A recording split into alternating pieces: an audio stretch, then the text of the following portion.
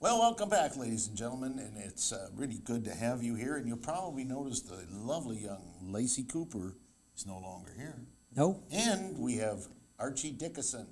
And Archie is one of the co-hosts of one of our programs here, Arizona Bill Watch 2022. One of Welcome our to the most show. popular shows. Yeah, and welcome to the show, Yeah. Arch. Hey, listen, we've got a problem. We You do? are really confused as to what this legislature is doing. I've tried to get some legislators on the show, ladies and gentlemen, to talk about some of the things that you would be interested in, especially those of you that are precinct committeemen in the Republican Party. There's been some laws that have been moved through, and they've gone very, If very you're quickly. confused, think how confused the legislature is. I know, I talked No, to a this is, number of them. Ron, this is lightning speed. This is House bill, Senate bill, all being approved and put on the governor's desk and signed all in the same day. And it was considered to be an emergency An bill. emergency. And I Right. don't understand what the emergency is, but Archie's here to tell us Well, what but the you see, emergency is. you see, that was all done on the 3rd, and now 5 days later, they're going to repeal it. Aren't we lucky? So, See, I mean, how- Archie, if you I mean, that makes can, it a real emergency, doesn't it? yeah, so if you can, give us a little bit of history of these bills, because it's my understanding that they didn't go through committee, they didn't go through the proper procedure, they had to suspend the rules to do it, but they were talking about this before, right?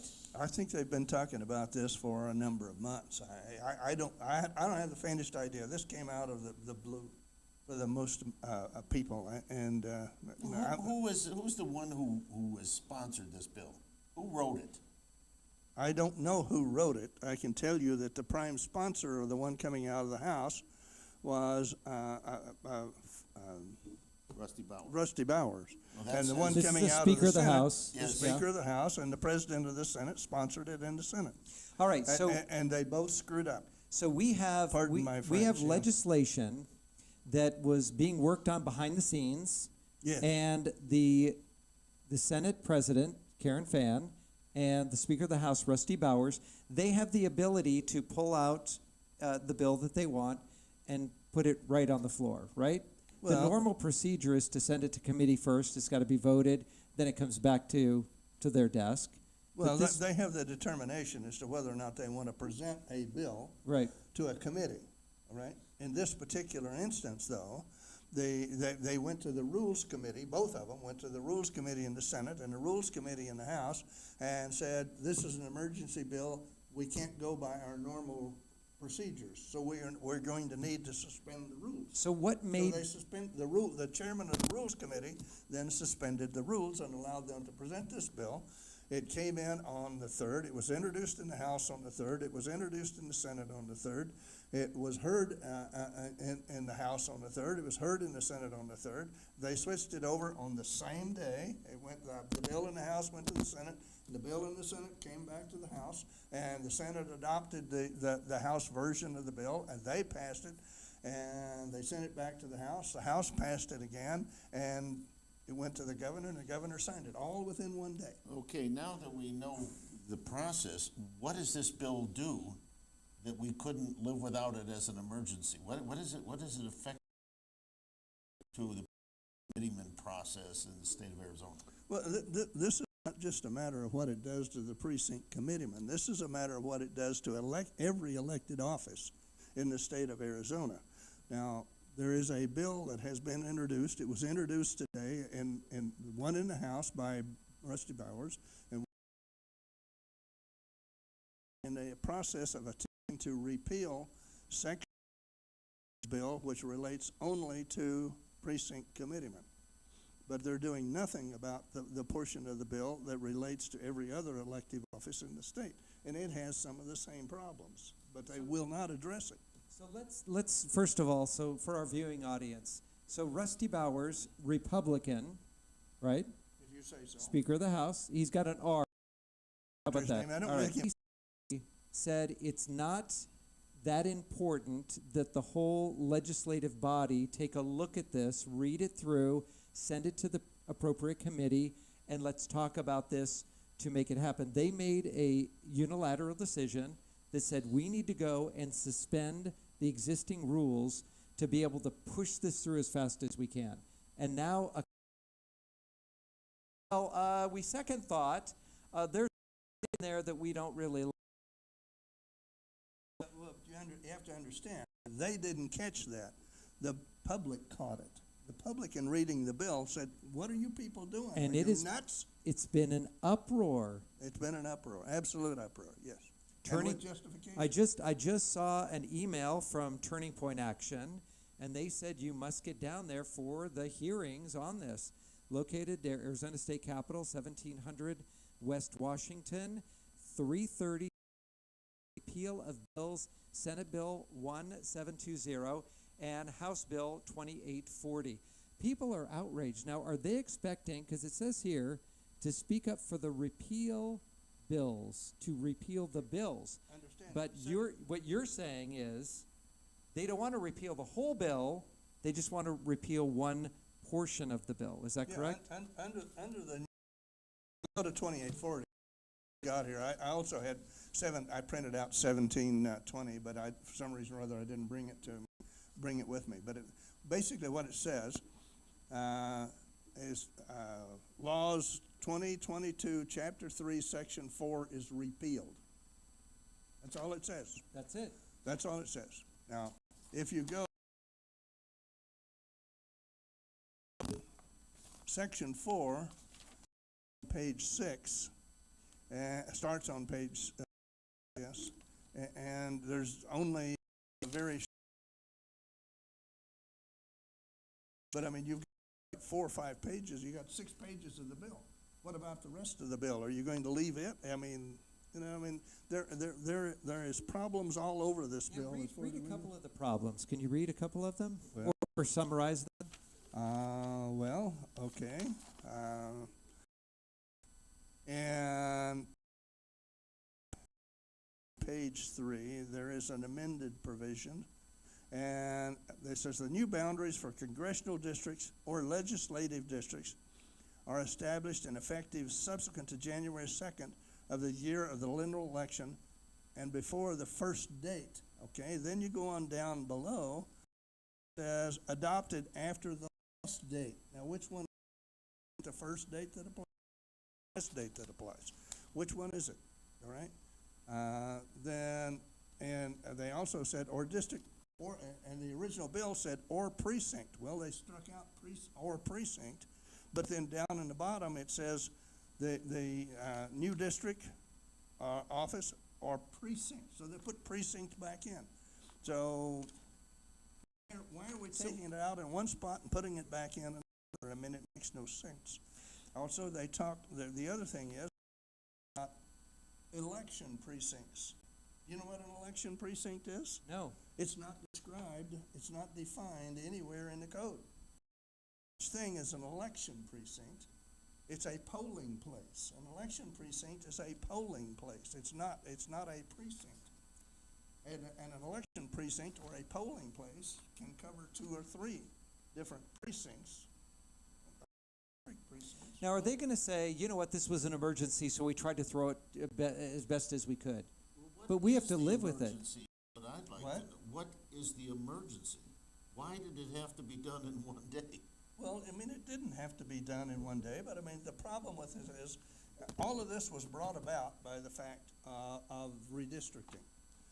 We had, redistricting passed and it's mandated by federal law, and the passed, and their first redistricting, I think, was in 2000 or 2000, but in 2000 or 2002. Nobody kept any records of how to handle subsequent elections.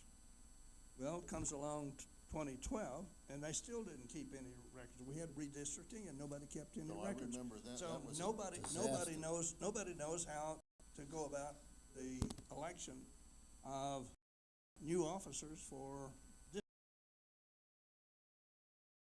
If you go to 16.823, it lays out the procedures for electing a new board. Understand that when the redistricting came in and you got a new district, if I was in District 15, so were you. So were I. You were in 24, yeah. 24. All right. Well, you're no longer in 24. No. You're no longer in 15. Okay. So now you've got to elect a new directors. So the board consists of the chair, right? The first vice chair, secretary, treasurer, right? Yeah, secretary treasurer can one office, right? Right. That's So, correct. so these are the people who are running that legislative district. When that legislative district goes away, all of a sudden there's no leader to choose all this, and you're saying that there's a provision that says how this should be done? Not exactly how, but it gives you the procedure to start. If you look at 823, it says that the precinct committeemen of that district will join together and they will elect a new chairman, a first vice chair, second vice chair, secretary, and treasurer. Well, here's part of the problem. And that problem is that somewhere, I've recently seen that the Maricopa County board is going to run all of the elections in all 21 districts. Okay? Now, First of all, there's no authority for them to do that under the There's no authority for them to do it under the state bylaws. There's no authority for them to do it under the county bylaws, and there's no authority for them to do it under the district bylaws. So why is the county do this? By the They way, don't have any authority to do it. I do want our audience to know that I did try to get the chairman of Maricopa County Republican Party, who did not return my call to be on the show to explain that. Yeah, yeah. That was by design, or was just too late in the afternoon to get that? Well, you to keep happen? trying, and if we can get them on Wednesday for that, we'll squeeze them in there as well. Because we want to know, why would Maricopa County want to, without any authority, usurp this very important power? I don't have the faintest idea, other than the fact that they say, we're the elected authority, and so we're going to assert our authority, and we're going to usurp your authority under the code, and we're going to run your elections because we know better. All you got to do is follow the code. It's not difficult. Why are we making difficult problems out of matters that are simple? There's no reason to. Now, a lot of the PCs, especially the ones that have gotten in recently, I think in the Republican Party at least, I think we've doubled the amount of PCs. PCs are precinct committeemen. There's precincts, and then several precincts make up a legislative district, and so forth and so on. So why did the PCs get up in arms? Legislation that made everybody go ballistic. Well, okay, which is Quail Run. And under my precinct, we are entitled to have based upon the number of Republican voters in my precinct, we're entitled to committeeman. And that seems like a good spread, right? Yeah, You have enough population where you have 17 people that are talking to the neighbors, how they can relate this to the party. And Okay. under 2839, we would then be entitled to committeeman. 15 To what? to 1. Right. But don't you have to have like Well, but somebody, the precinct committeeman? Well, you see, I mean, the voters within our precinct don't get to elect us anymore. To elect that one. 9, we would send our application or just notify the county. Right? And then the county, out of everybody that said they wanted to be a precinct committeeman, the county committee, whatever county committee that is, would select only one person. They'd put every person who wanted to be one in a hat, and they'd reach in, and mix it up, and they'd grab one person. Well, you're assuming that they're kind of, Intelligent. Random? Random. Yeah, some kind of a random Otherwise- system. They're not going to use a random system. you They've could got just- their favorites, and they're going to pick I the was person, just gonna say, and they're going to this say, is- okay, this is who this, and then they're going to send that name of that one individual to the Board of Supervisors, and then the Board of Supervisors is going to Rubber stamp. well, they're going to appoint them under, I think it's 16-411. You see, and so I mean, the whole thing is just all messed up. Ron, you've been a precinct committeeman for how many years? Off and on, probably for about 30 years. So what is the process for a precinct committeeman currently? Well, if you're interested, then you take out a petition, obviously, and you get signatures, which is required, so many people, it's not a lot, it's generally 10. about 10. 10, yeah. And then you get those signatures, and it puts your name on the ballot. Now, if there's, in Archie's 16 candidates, it's generally a rubber stamp, although there can be write-in candidates, but it's generally a rubber stamp. Oftentimes, though, there can be an actual election where there's 17 positions and 20 people running for them. In that case, you've got the campaign. It's happened before where I've seen it where it gets very, very combative. But for the most part, if you're interested, you go out and get the petition, you visit your neighbors and so forth, and you said, And I it would is an like to elected- represent, yes. and It's you're- an elected You are position. an official, you know, a lot of people don't know this, but in Maricopa County, if you are elected, you are an official of Maricopa County. That's correct. Is there any pension? I wish there were, there's no pay or anything. You know, But- every state treats the precinct committeeman differently. And the state of Washington does, for every county, only allows one precinct committeeman. And that precinct The committeeman, county? yes, and that precinct committeeman gets paid $172,000 a year. Oh, wow, Well- that would be a little competitive. Yeah, but look at the state of Washington State. But Well, you I know- want to get back to this Yeah. because, I mean, we were talking about the precinct committeeman, and, you know, they're going to repeal that. I can't imagine that the Democrats are going to be able to control that and not repeal it, and I don't know why they'd not want to repeal it too. It's not From good what for them I've either. heard, and I What? may be wrong, I've heard that the Democrats voted as a block 100%, and 4 Republicans spun off. Almost everybody voted as a block for it. I mean, it was almost unanimous. Oh, really? There were a couple of people who didn't vote. But here's the thing, you know, and you just had on earlier, you had on a candidate for elective office. And here's something that, you know, I mean, I was talking with her about a little bit earlier, that may affect her or any other candidate for an elective office. And, you know, for some reason or other, they always start these bills with notwithstanding any other law. And I haven't the faintest idea why they would do that, and I suspect that Legislative Council has not told them. But you see, notwithstanding any other law, if they apply that properly, then that repeals anything that's in conflict with them. Well, Right, Archie, right. if in fact is what you said, that this would normally go to the Rules Committee, and the Rules Committee said, well, we're gonna blow it off.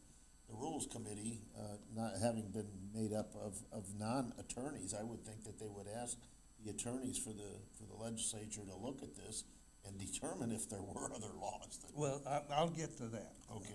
All right. But I want to read this. Notwithstanding any other law, the number of signatures required for a 2022 legislative candidate's nomination petition shall be the lesser of the following. All right? And then we get over into the good stuff. The average number of qualified signers needed for all 2020 legislative districts. Well, are we going back to 2020? Sounds Why like would it. we going back to 2020 and we're in 2022, all right? Legislative district with that candidate's political party using the voter registration report for January 2nd of 2022. So now you've got to use the registered voters as of January the 2nd of 2022. But we know- But you're going to apply the rules of 2020. But we know that some of the registered voters, or at least on the roll, was not that accurate, right? Well, you think they're going to be accurate now? They're not going to be any more accurate now than they were in 2020. Well, All right. The number of qualified signers required is prescribed in section 16.322, revised statutes as amended by this act. Each 2020 legislative district. So I mean, now we're going 2020. back to 2020 legislative. so we did districts. 2020, 2022, and back to Back 2020. to 2020. And they're different districts. How Your much district alcohol did- was involved in writing this? I Do we don't know? have the faintest idea, but I mean, it goes on. I mean, you know, there's similar problems everywhere else.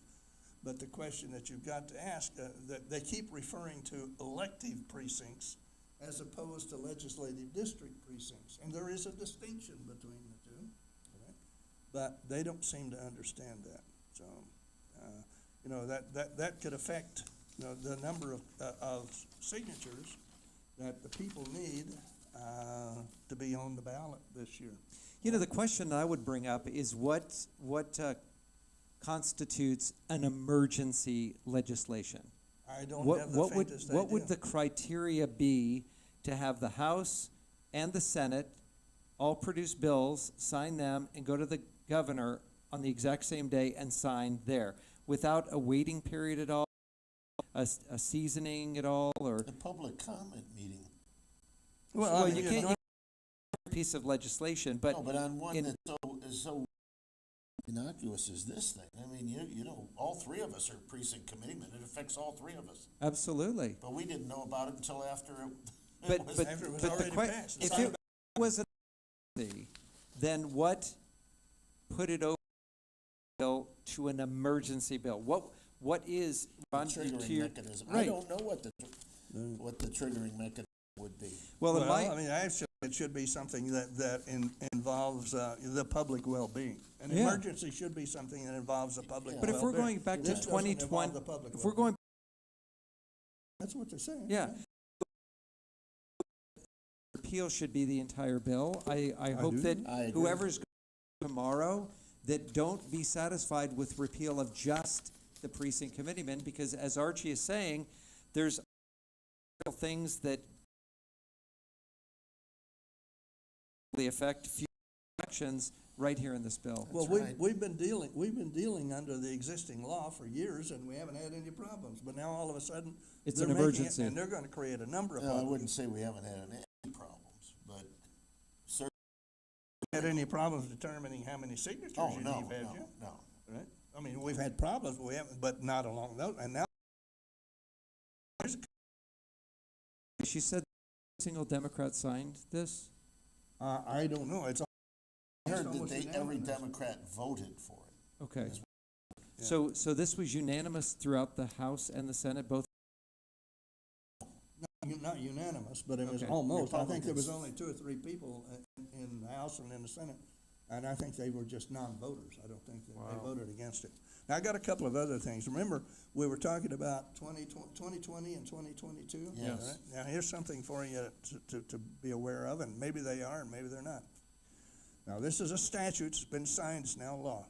No statute is retroactive unless expressly declared therein, right? Is that retroactive when it says we go back to 2020? Yes, it's Is that right? retroactive. Okay, now, here's the other one, which makes it interesting. When a statute has been enacted, and this is Title I, Section 245, the other one was Title I, Section 244. When a statute has been enacted and has become law, which it has, no other statute or law is continued in force. Now, okay, if this becomes law, does that get rid of 322? Does it get rid of 410, 411, 822, 823? Does it get rid of all of those? That's Because what it under this, says. it says no other law is continued in force. Because it is consistent with the statute enacted, but in all cases provided by the subsequent statute, the statutes, laws, and rules therefore in force, whether consistent or not with the provisions of the subsequent statute, unless expressly continued in force by it, shall be deemed repealed and abrogated. Ooh. So what this does thing this just- bill do? It just kills everything that's on It the kills books. a bunch Another of stuff. reason, repeal the entire bill, not portions of it. Whenever you start having that stuff and people that are voting on this are not aware of what's going on, look, I mean, they can create huge amounts of damage and never even be aware of And it. again, this was presented by people with R's at the end of their name, and this is the leadership. Now, Rusty Bowers, who is Speaker of the House right now, he has said that he's going to run now for Senate. So you know this, Archie. You know this, Ron. Back in the, I think, was it the 70s when we had the, I wasn't hearing this. Term you weren't limits. here? Yeah, the term limits. So a majority of the citizens of Arizona voted for term limits, yet That was Proposition 106, and Yeah. it passed in 98. 98, okay, excuse me. So it's consistent with what the people want is for them to serve and then get out. But what consistently, I'll say that again, what our legislators are doing is they're serving in one house or one part of the legislature in the House, and then they'll jump over to the Senate, and then they'll jump back to the House, and they'll jump back to the Senate. And you know what? I think that circumvents what people voted for in term limits. Well, but I mean, if you go back and look at that proposition, the language in it left that particular opening so that they can do that, and, these, But do you think these the politicians, they realize, they recognize that. Right. So, I mean, you're in the House, I'm in the Senate, and he's in the House, right? You got elected in a different year, and he did, and I did. So, okay, so I come to you, you're up, I'm up, out of the Senate. I say, hey, you run for Senate, I'm gonna run for your House, okay?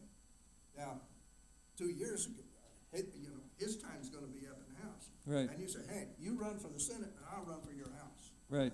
Now, that's totally within the term limits. Right, law. but do you think that the purpose and intent and what the citizens believed that they didn't, I don't think they read it enough or had the knowledge enough to know that that's what they were going to be doing, but didn't they read knew it. They didn't read it. None of them read this. I Yeah. understand that. They didn't read this. They were told how to vote. Right. And they voted for it. As a matter of fact, I had a member of the Senate one tell me, say, we elect people to tell us how to vote. And that's how we vote. Wow. And doesn't that make you feel good? No, not at all. Yeah. So, One of the things that bothers me is some of these leaders, and I'll take Rusty Bauer as an example. He has served in the House before, then he sat out, then he ran again. Now he is the Speaker, and next term he's going to run for the Senate. Now, it's possible that Rusty Bowers, and he's a talented man, he's a sculptor, he's been a school teacher, he's got lots of skill sets. But Ray, you and I have talked to him early on. We had breakfast with him, and I was not impressed with some of the things he was saying. I don't know if you were, but I know I was not happy. And I've also addressed, he was on the Jay Lawrence show right here. He sat right in this chair here, where I am. And I was not impressed with him then either. And have you read the House Rules and House Ethics or the Senate Ethics provisions? no. Well, they keep modifying them, and 2 or 3 years ago, they used to have a provision in both the Senate and the House dealing with conflicts of interest. But there's no such thing as conflicts of interest for them to vote on.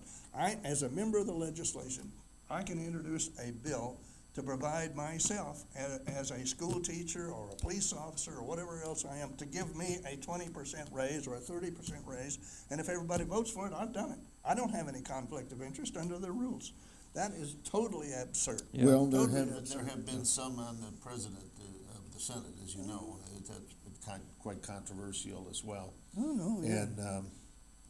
And I have, all the years I've watched the legislature, I have found them to be less than professional.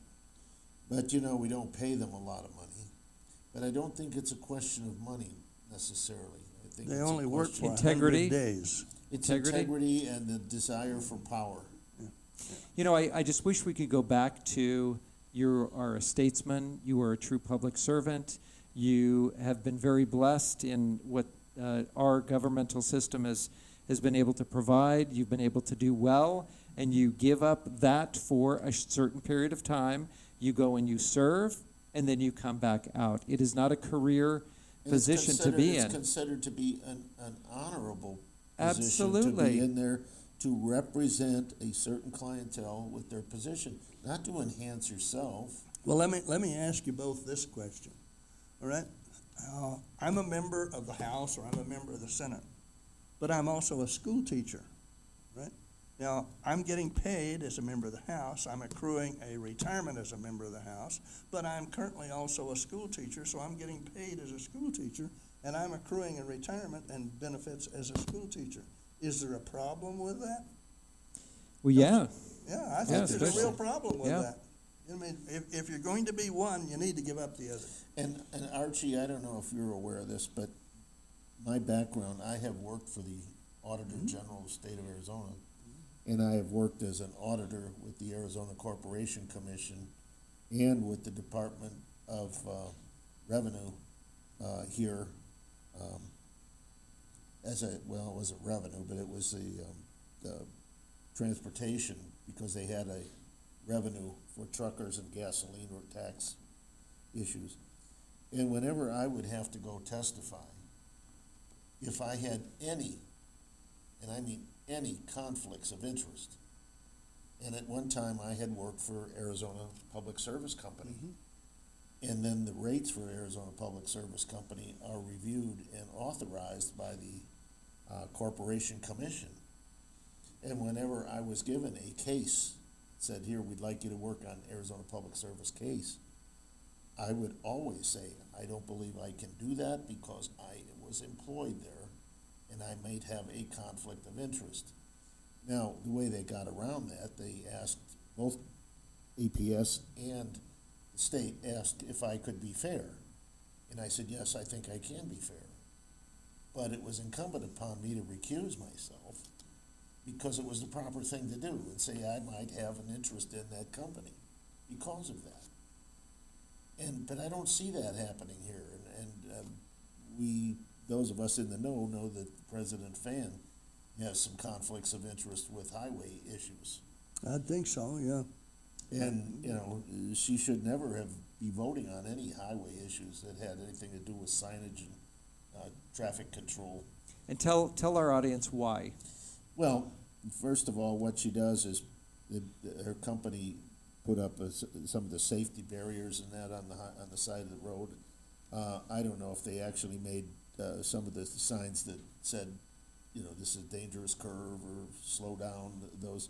But she was in the industry that could have been benefit. Yeah, and she was also the one that was guiding the Senate in that direction. She was in the House originally. She was a member of the House. That's where I first met her. And I felt that was a conflict of interest, to be honest with you, that she would be voting on issues that could enhance her business. It all comes down to integrity, you know. Do you want to do the right thing? Do you want to do what your constituents are calling for? Or are you going to try to increase your pocketbooks by being in a position? It all comes down to integrity. All right, Archie, this came in from one of our callers. Well, I've been asked to talk to you about the electric school buses, and I don't remember now exactly what the bill number was.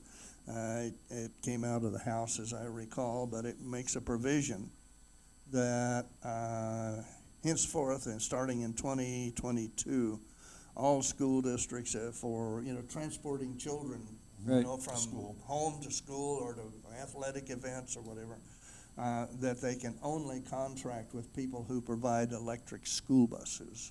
No more, of gasoline or diesel. Boy, now that is a special interest. Well, I mean, bill. I've always say that whoever's introducing these bills has got to have some shares of stock in electric cars somewhere. They've just got to have. I mean, that's an idiotic bill from the beginning to the end. It certainly is. Yeah. They talk about, we want to go fully electric. And electric is a part. It is. We have to agree. Wind, solar, it's all part. But if you think that we're going to be running our tanks and our ships and our planes on electricity, you got to be kidding. No, It's never going to happen. Submarines do it. Submarines? Well, Electricity? Let me Of point course, they have this. nuclear generators. Oh, that's what it is. Nuclear, Well, yes. let me point this out to you that, the emergency people who go out on an automobile wreck and they use the jaws of life, they're not too sure about that with an electric vehicle because Oh, geez. you've got a huge battery that's pumping out a lot of electrical juice, and those jaws of life are metal. Electrocute yourself. You can electrocute yourself. Now think about a school bus. Right? With 'Cause kids. it's been in a wreck and it's loaded with kids. Right? Can't they now, just- what are the kids going to touch? You look at the seats in a school bus, and almost every one of them, you're going to be touching electric, It's metal. metal somewhere. And the other thing is, and I'm going to ask you, both of you, how do we reverse engineer these batteries? What are we going to do with them when they wear out? You know what? I just heard an article today that they've been able to take those batteries. There's a company coming out, and they literally grind them all down, and they have to go through a process to make them into another battery. Okay, and how much does that cost? Well- And is that figured into the cost of your car? Is it figured into Yeah. the cost of your bus? Right? I mean, who does all of this? Well- You know what happens with the vanes on the power windmills, windmill generators, you know. Oh, they what have, they have to do with those? bury You them. bury them. They're burying them in South Dakota. Are they gonna do the same thing with solar panels? Are they gonna do the same thing with electric Well, batteries? they did it with Jimmy Hoffa. Yeah, well, why not? Yeah, well, nobody's found him. They won't find these things either. Well, we're having a lot of fun here, folks, but is there anything else, Archie, before we close for the Yeah, evening? yeah, I want to pass one other thing along. I have requested of Senator Bartow that she introduce a bill, and it's probably too late this year, but next year, to limit the number of bills that a member of the legislature can introduce to 3. Right? So now, instead of having 1,500 bills for them to act on, they'll have 270 bills, and maybe we'll get some bills that have some meat to them, and maybe they'll give some thought to them, and we won't have Well, Archie, 2839s they anymore. did have a law or some rules at one time that I believe it was 3 bills, but somehow they got around it. Well, you know, again, when you're serving the public and the government is supposed to be the smallest it is, why we shouldn't have all these bills restricting our, we live in a free country, right? If something needs to be done, but if something doesn't, maybe they feel that that's their value by how many bills here's a good idea, here's a good idea. In mind, tomorrow, Arizona State Capitol, 3 p.m., Senate Judiciary Committee is at 11 o'clock, and the House Government Committee at 3:30. So, again, that's March 8th, Senate Judiciary Committee at 11 a.m., House Government Committee at 3:30. This is for SB 1720 and HB 2840, Arizona State Capitol, 1700 West Washington. Show up there. Let them know you want to repeal the entire bill in its entirety, the whole enchilada. I'll pass something also along to you just real quick. Do you remember a few years ago when we had all of the big thing with Red for Ed? Yes. And the governor said we're going to give the teachers a 20% raise, and we're going to Oh, do yes. that, but we're going to invade the state trust lands assets. Oh, You worst recall idea that? ever, I do. And I don't know if you're aware of this, but somebody filed a lawsuit over that saying, look, you don't have the authority to do this. So it went to court, and the judge issued an order, you don't have the authority to do that. Have they stopped invading the trust funds? Nope, they haven't. Even And though there's a court order saying that's not permitted, you and can't do that. And the teachers didn't get 20%. They What didn't? did they say? It was like I don't know. 16% something? Some of A them, I lot think, went got to 20%. administration as Different well. ones got different amounts, yeah. Well, there was a question here, is how long does it normally take for a bill to be introduced until it is passed? We do have a chart in the window, it's called Arizona Bill, but I don't recall what, I need to do you know what the average time is? No, I don't know what the average time is, because each bill comes up at a different time, and it comes up before a different committee. You know, And it depends on how motivated people Right, are yeah. to do it, right? Yeah. Yeah. now the one thing, but back about a month ago, we had Representative Walt Blackman here. Mhm. And I asked him about how many bills that were being presented to the legislature, and at the time, he said they're anticipating 2,000 bills to be presented to the Arizona legislature. And my comment was, wow, how did we ever live this long in the state of Arizona without 2,000 more laws? Per year. We're talking every year, 2,000 bills. Come on. Well, I mean, let me give you an illustration here. This is at 2839, and they've just introduced 2840. So in the House, there's 840 bills that have been introduced this year. And in the Senate, it was 1719 or something like that, and they introduced 1720. So there's 720. That's 1,560 bills that have been introduced in the Senate. Well, stick around, because we're going to be talking about this on Wednesday's show. That's Fighting Back. And we're gonna see what happens, but please, make some waves here.